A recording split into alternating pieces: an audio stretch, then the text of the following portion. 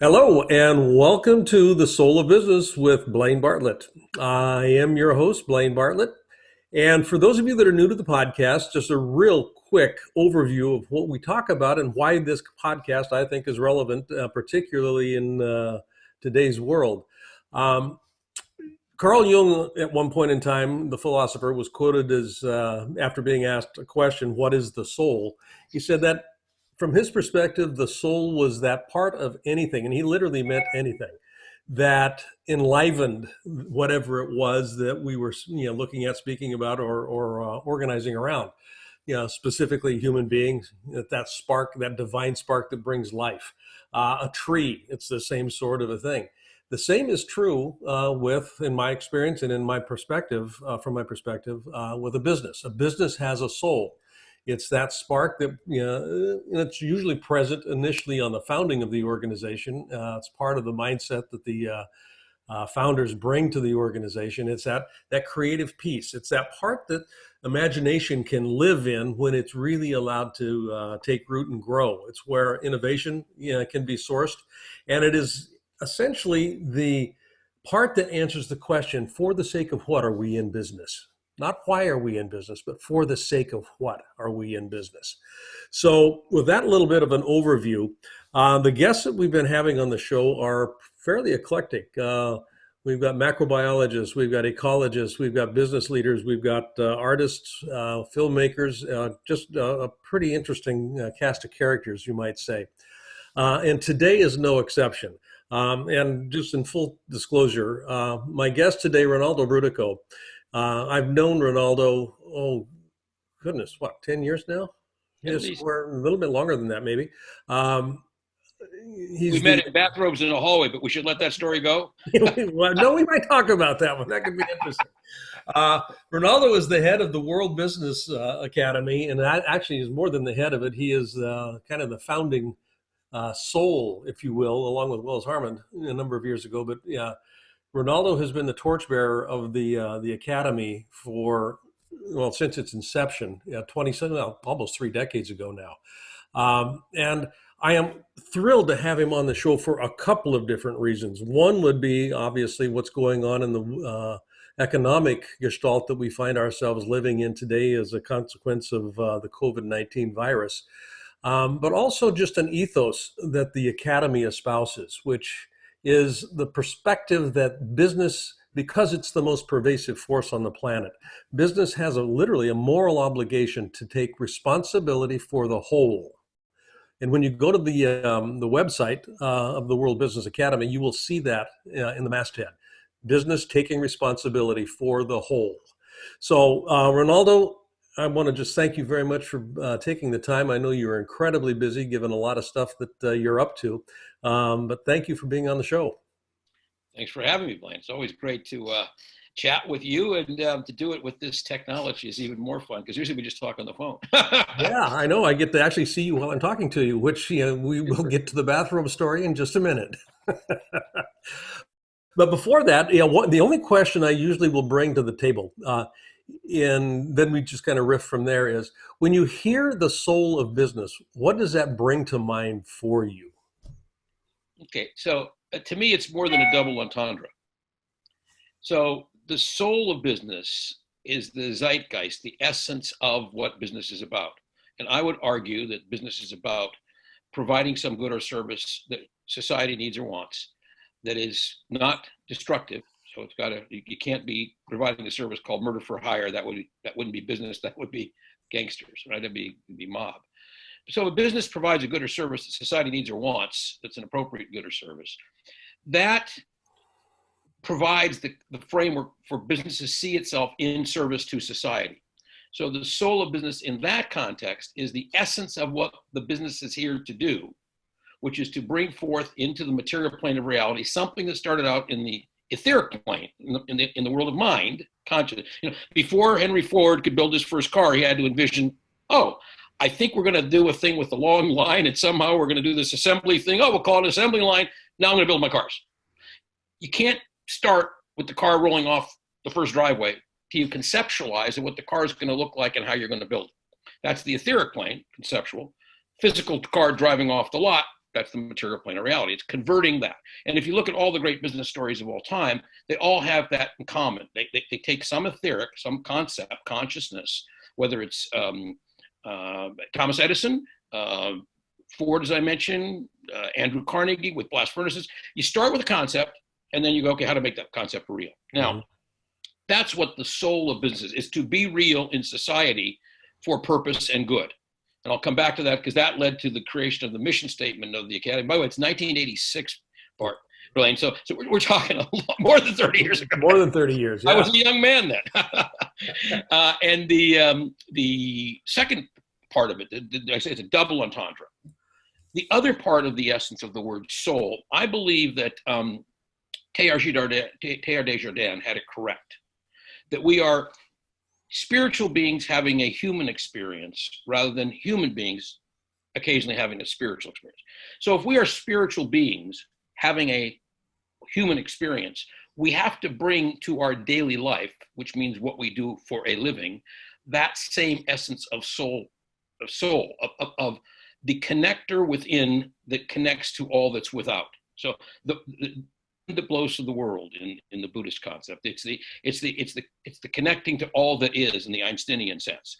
It's the belief that you are with this portal. When you go inward, you're actually accessing through that inner dimension all the wisdom and knowledge of the ages and the connectedness of you to all things and all inanimate beings, animate and inanimate. So that soul connection, meaning that portal connection. So soul to me is the portal to the divine that each of us can experience within ourselves. And when we start businesses, we bring that to the business and we create what we believe is the collective soul of the enterprise. And that's a lot deeper than purpose, although I'm a big fan of purpose. So Academy about 15 years ago pioneered that we're beyond 3 Ps. It's not just people, planet, and profits. It's also purpose. Mm-hmm. But even when you take all those together, they don't equal soul. What they equal is very smart execution theory. What you get when you talk about the soul level, you get this other dimension of the spirituality of the fact that we are spiritual beings. Our whole creation is a spiritual creation. And therefore, the soul of business is the portal to the inner dimensions of the highest aspirations of the people who put that company together for the purpose intended. Wow. I love it. That is one of the most erudite definitions I've heard of and you're that collecting concept. Them. And I'm collecting them. I absolutely am. I'm not pretending to know what it is. I just asked the question. By the way, you were, just because I said I'd come back to the mission statement of the Academy. So when we started the Academy in 1986, and I was the founder, and Willis joined as the first person on board. We call him the co-founder, along with Jagdish Parikh, who was another very interesting man, and who, by the way, you might want to contact for your series, because getting on in years as he is, being able to tap his wisdom would be an amazing coup, because he doesn't leave Bombay anymore. And he is the closest person I know who lived with Gandhi as a child, and was like, Gandhi was his uncle in so many words. And it's had a lasting impact, obviously. But in the Academy, we said, if we're going to be responsible for the whole, if we really are spiritual beings having a human experience, and these corporations, these business enterprises, are the vehicles that we can use to leverage our etheric plane concepts into the practical plane of reality of physical stuff, then there are 3 things you got to be willing to do if you want to see things change. Because without change in the business world, there will be no ultimate change in the planet, and we're running out of time, clearly. Yeah. So the last species die-off was 100,000 years ago, and that's when we lost the last, basically, around then we lost the last of the predecessor species. So you're not going to find them around anymore. And there were 32 different predecessor species, and Neanderthals being the last one before us. Yep.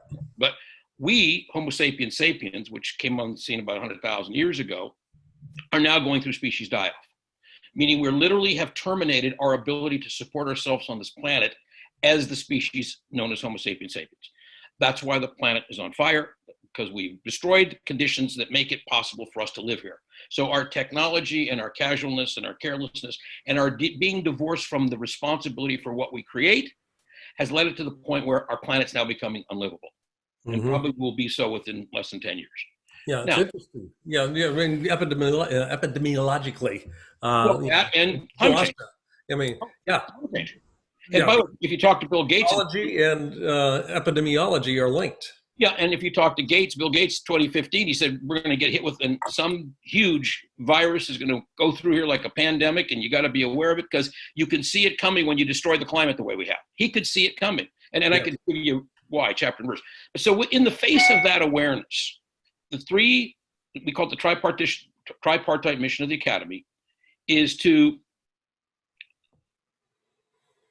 shift, and then each of the three has shift the consciousness as the first three words. And that's really important because we're talking about something that's based on consciousness. Yes. So shift the consciousness of existing business leadership from that of a predator to that of a steward, because you act differently if you think you're responsible. And we live in a time where we've seen the worst abuses of predatory thinking in the business community, and look at where it's gotten us. And I'm not just talking 2008 at this point. Yes. Talking real modern times like the ones we're in right now, where people are gouging to sell PEP, protective gear.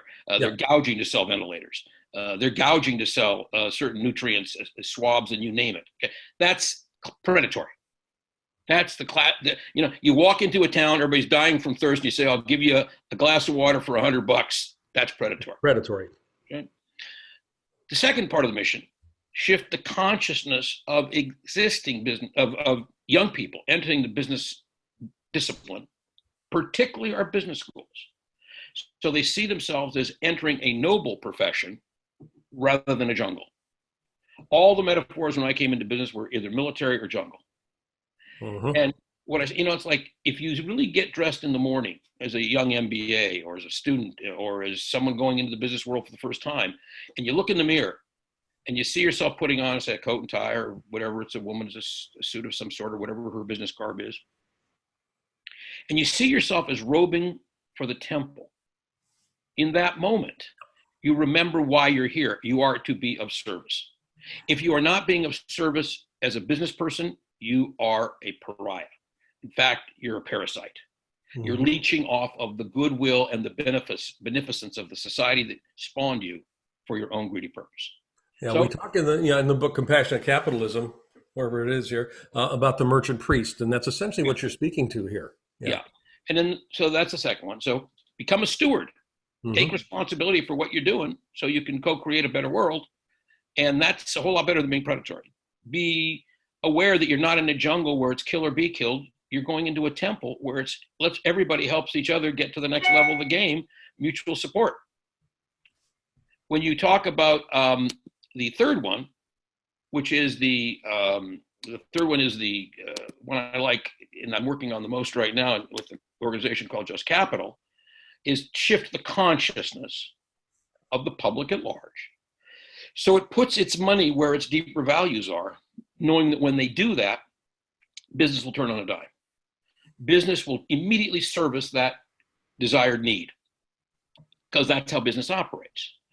Now, with those three parts of the mission statement, we believe you're prepared now to shift the consciousness of business at this time, so it sees itself as the single most powerful force to reconstruct the mess we've made.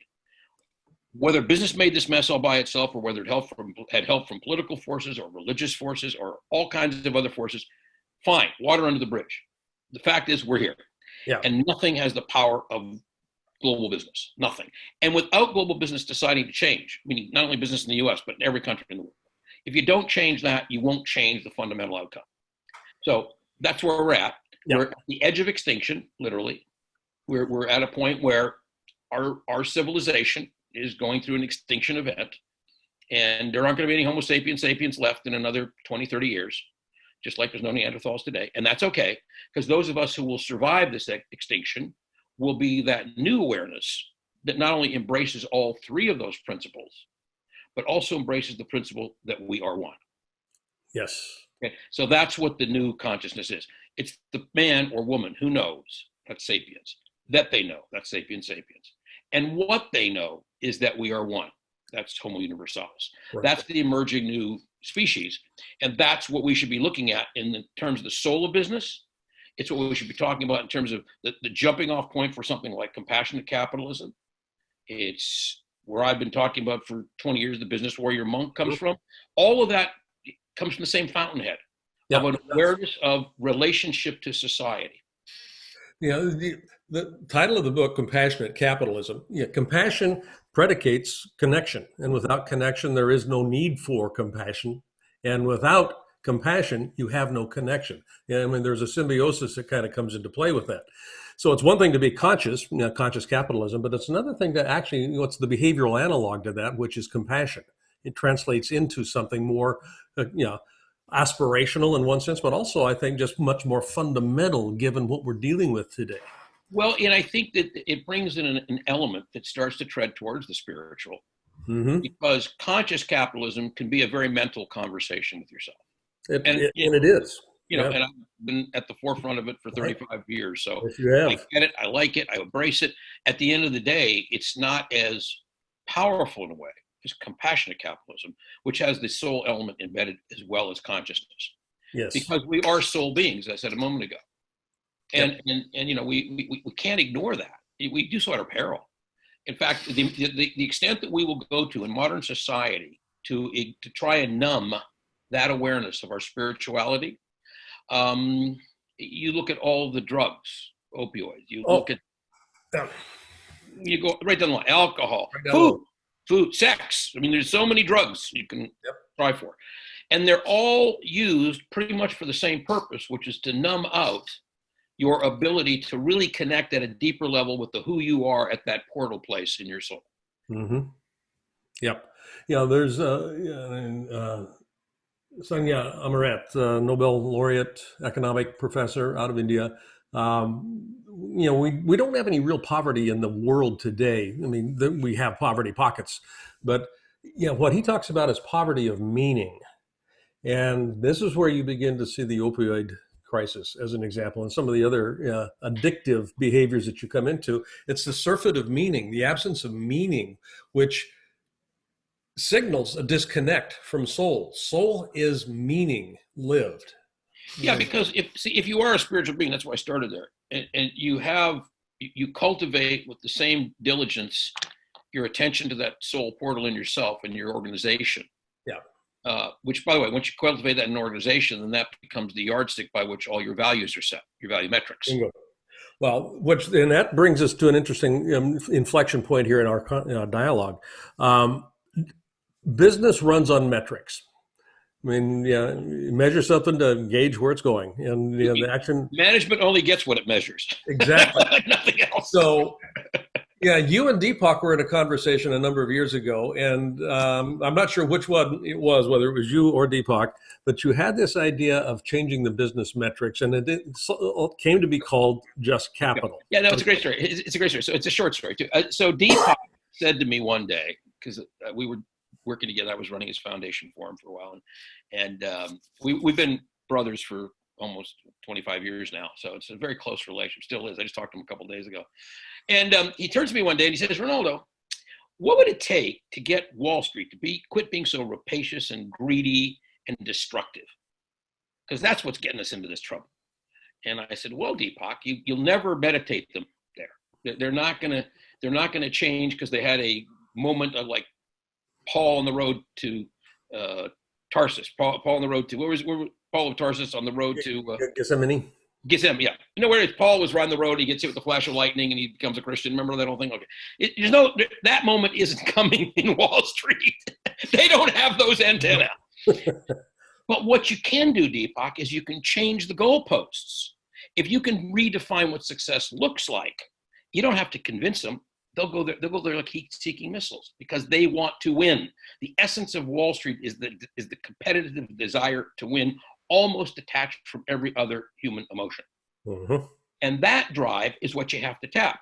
And if you change those goalposts, that would be the way to change the effective business. And he goes, "Oh, well, that would be like just capital, like capital that was really just." I said, "Yeah, that would be just capital." He says, "Why don't we do that?" I said, Yeah. okay, Hey, why not? let me flesh it out a little bit. It's a little loose. It just came off the cuff. And then what Yeah, happened is this napkin is a little frayed around the edges here. not long after that, at that point, I talked to only one other guy about it at Deepak's suggestion. And I had not really hadn't written a paper on it yet. I hadn't, like formulated. I'm somewhat of an academic, as you know, so I like to do my homework before I blurt stuff out. And so I'm due to give a talk at his annual Sages in Science conference, which we at the foundation put on every year. And my talk that year was on climate change. And I came, as I should, with slides under my arm, so to speak, metaphorically. So I had my slides, I had my presentation. I was, it's a YouTube link and a TED Talk length talk, basically, followed by questions. So I'm ready to go on. I'm standing on the stair behind the curtain, next guy to go up. I've been mic'd. He puts his hand on his shoulder and he goes, Rinaldo, don't do that. Don't do climate change. Do just capital. I said, Deepak, you can't do that, man. I got 20 minutes of really good stuff here. I want to go do this. And I am not ready to talk about just capital. It's just not ready because I haven't had a chance to cook it enough in my own mind to start, selling it, basically. He said, just go do it. So I go out there on the stage and I ignore him. And I do my 20 minutes of climate change. Sure enough, he comes out from behind the curtain and he puts his shoulder on me.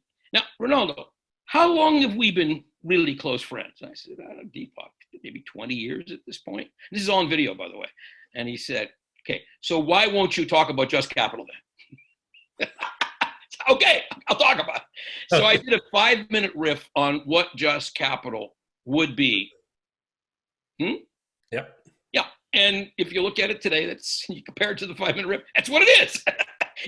Because, in the pressure of that moment, having to think through what would be the moving parts of that, I started thinking through really quick, okay, here's what I feel safe saying, and here's what I don't feel safe saying. I'll leave that up, and I'll just keep building on it from there. And that's how Just Capital was started as a project of the World Business Academy with an assist from the Joe Prasad Foundation. Of course, as Deepak usually does, once he's incinerated me with the idea, then it's my problem to figure it out. Yeah. Go execute. I'm the idea man. You go execute. You had the idea, Ronaldo. Go make Just Capital happen. Go do that. And to his credit, he stuck around for a couple of years, and we had a wonderful woman on our board at the foundation who was the wife of Paul Tudor Jones. Mm-hmm. And I didn't know Paul in those days, didn't know who he was even in those days. And I thought she was fabulous. And so Deepak mentioned to her something about this idea, and he decided to go see Paul Tudor Jones. So Paul invites us to go see him back in New York in his conference area in Connecticut. Yeah, Connecticut. And we ended up having lunch there. And we did about a 1-hour meeting. And he got interested. We kept him interested. And that was 6 years ago. Yep. And we've been, on average, the last 6 years, we've probably spent about, I'm going to say at least $6 to $7 million a year on average. Capital. We've now interviewed 94,000 Americans individually about what they think just behavior would be. We print them every year with our partner Forbes in a special issue of Forbes magazine in November. And we list how every one of the top 1,000 largest public companies in America are ranked by those criteria as to justness. Yeah. And we rank them as overall, we rank them by 7 different categories. Sales, and by sector as well, market sector as well. Yeah, by sector too. And it's an enormous amount of data. Unbelievable amount of data we crunch. And by the way, we did a new thing, which your readers, really, a listener should know about. So we have what's called the COVID tracker. Mm-hmm. That's where I wanted to go. Yeah, take a look at it. It's fabulous. We're getting tremendous response from it. What we're doing is we're helping people understand who's doing what in the business community in this COVID crisis. And I think we did the original issuance about 10 days, 2 weeks ago, and we just updated it. So it's out there on the public, and go to justcapital.com. It's a nonprofit. It was a division of the World Business Academy, which is a nonprofit. But Paul and Martin and the guys decided they wanted to put .com. It's easier for business people to think about it than something tricky. So we do .com rather than .org. But it is a nonprofit. Yeah, and by the way, .com. JustCapital.com. Go look at it. I urge you to look at what we do. It's all transparent. How we do it is transparent. Our rankings are transparent. And we're not perfect. We're learning as we go. And I think there's lots of fine points that keep coming up that we have to make choices about. And we're trying to make them to the best of our ability. I'll give you an example. one battle I won, I won't mention the ones I've lost, but the one battle I won was I said, you can't have a cigarette company in the 1000 because there's no place for a cigarette company in legitimate business. I mean, the ethos of a cigarette company is addict its customers to the point of death for profit. That again is a gangster, right? That's that guy sells heroin. That's what he's doing, right?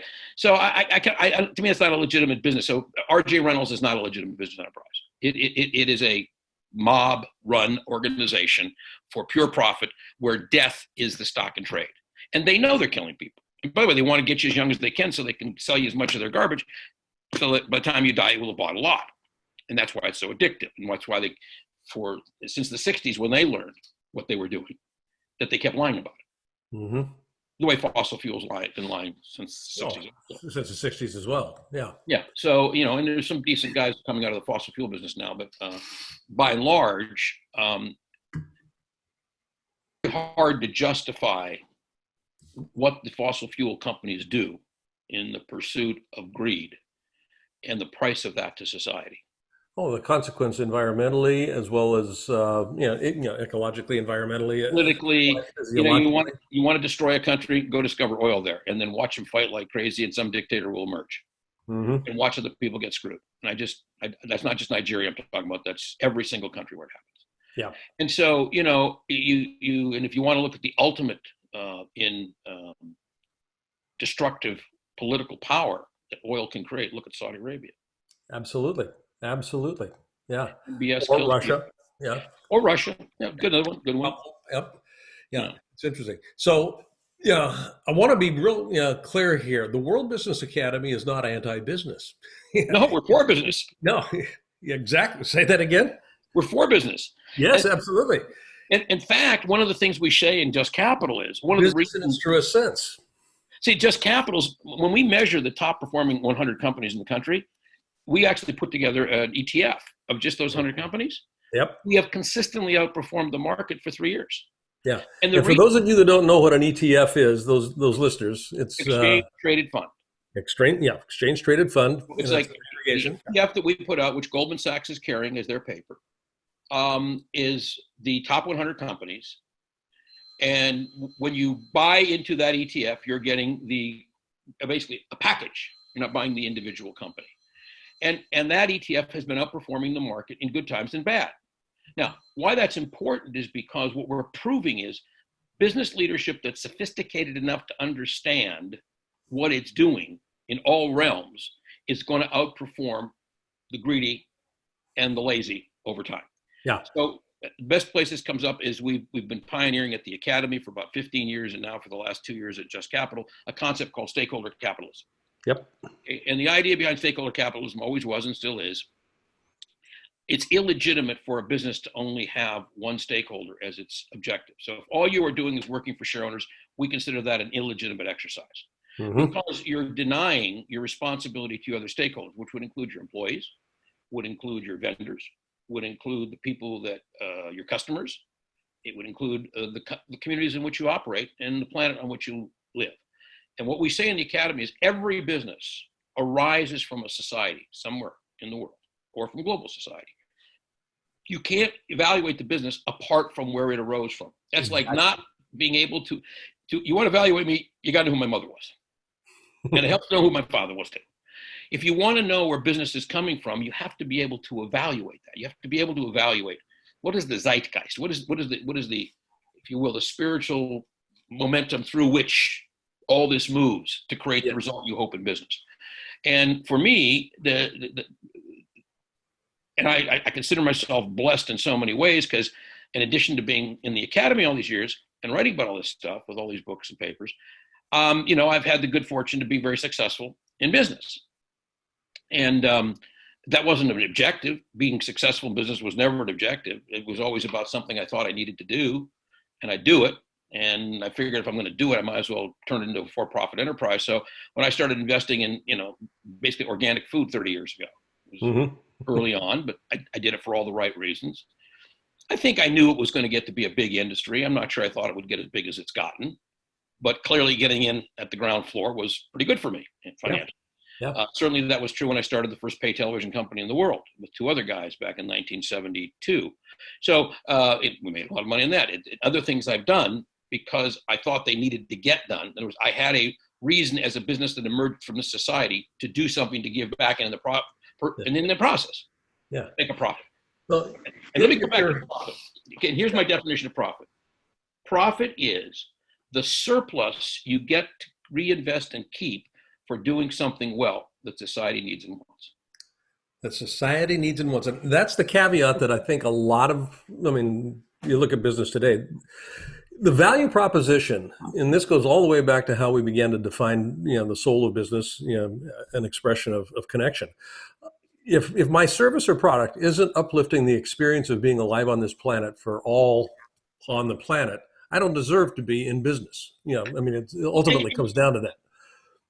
Yeah, And if I am, yeah, I'm going to make a profit. I will have a return on that. you're supposed to, because that's what business does. Is we're supposed to create a surplus.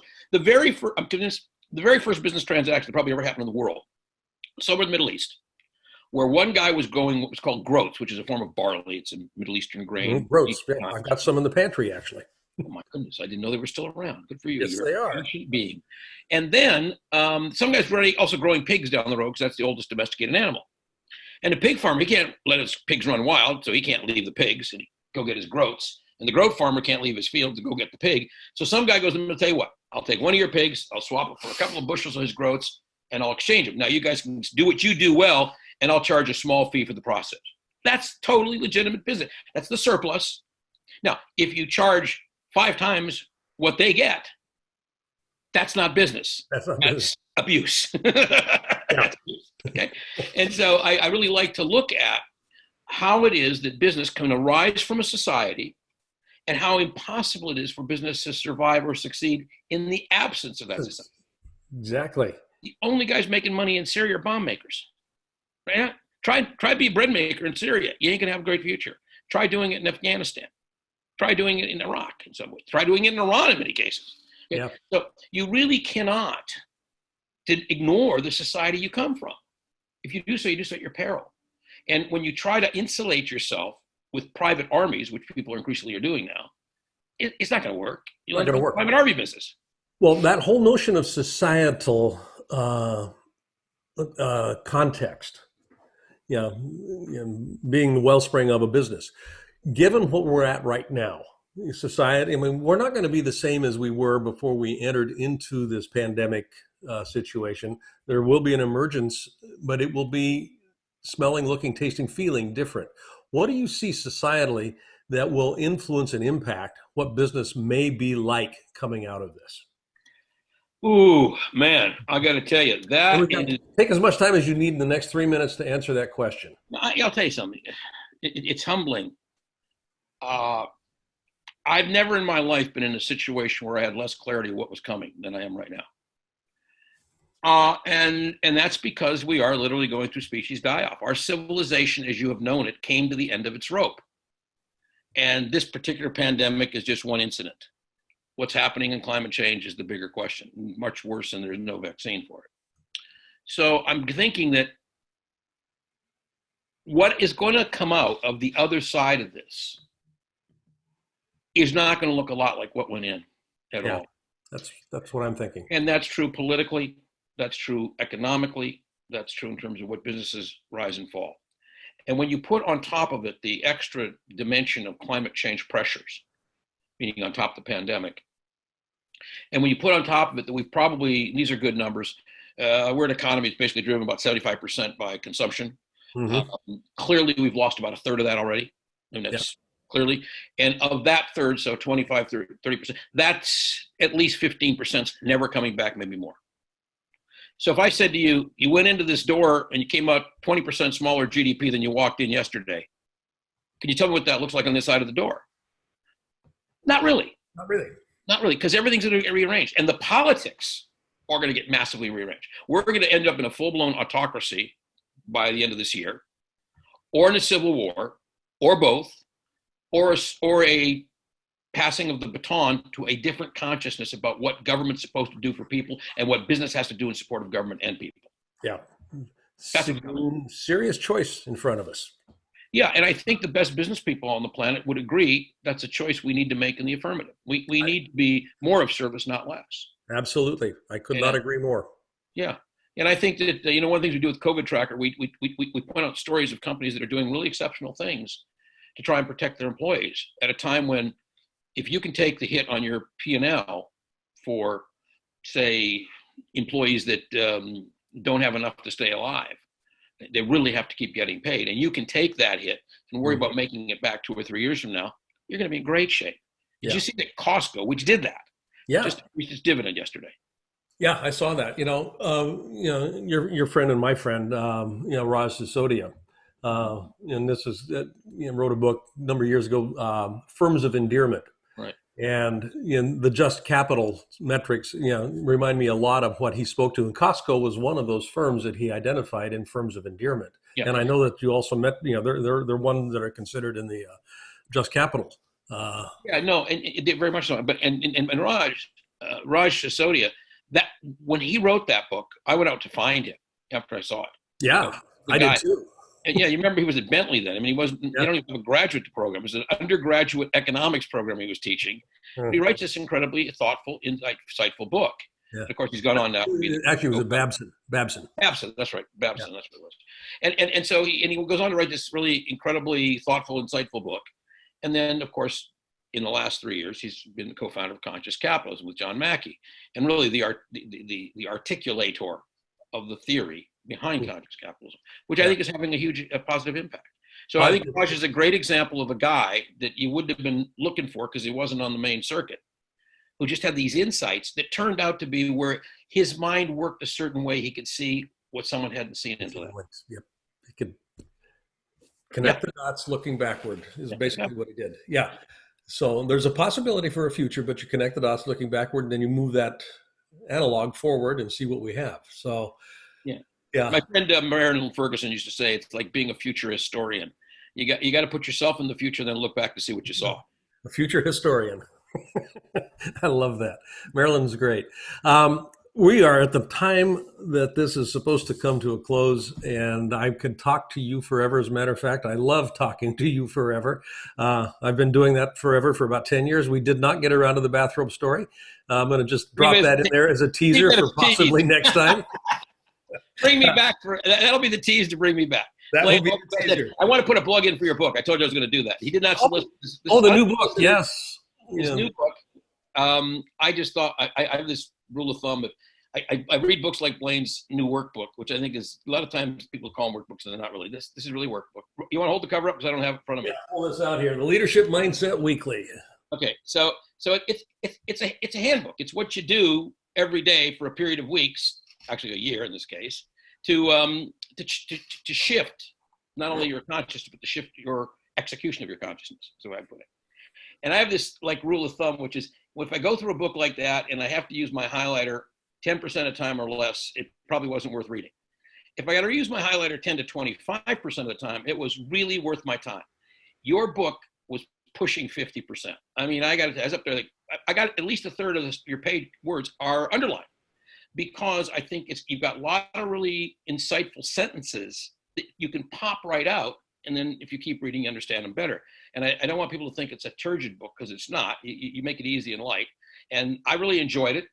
Glad you sent it to me so I could look at it. And I recommend it to people as a good basic entry vehicle to this kind of thinking.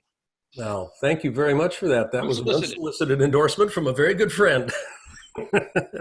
I want to thank Rinaldo Brutoco for being my guest today, Soul of Business with Blaine Bartlett. Rinaldo, where can people find out more about you and the Academy specifically? We've got justcapital.com as one place. But go to worldbusiness.org. Yeah. Pardon? Since 1986, worldbusiness.org. Worldbusiness.org. And in full disclosure, in the spirit of transparency, I am on the board of directors of the World Business Academy, so I can't let that go unspoken. I am an avid fan, and you might say fanatical fan, of both my guest here today, but also of the work that the Academy is doing. Rinaldo, thank you very much. Thanks for having This is me. Blaine Bartlett. You've been listening to The Soul of Business with Blaine Bartlett. You can find out more about me and what I'm up to at blainebartlett.com. And at that location, you can also find out a little bit about some of the coaching work that we've got available, as well as pick up a copy of the Leadership Mindset Weekly. Again, thank you for the endorsement. You're welcome. Be well. Until next time, thank you very much for listening. Thanks.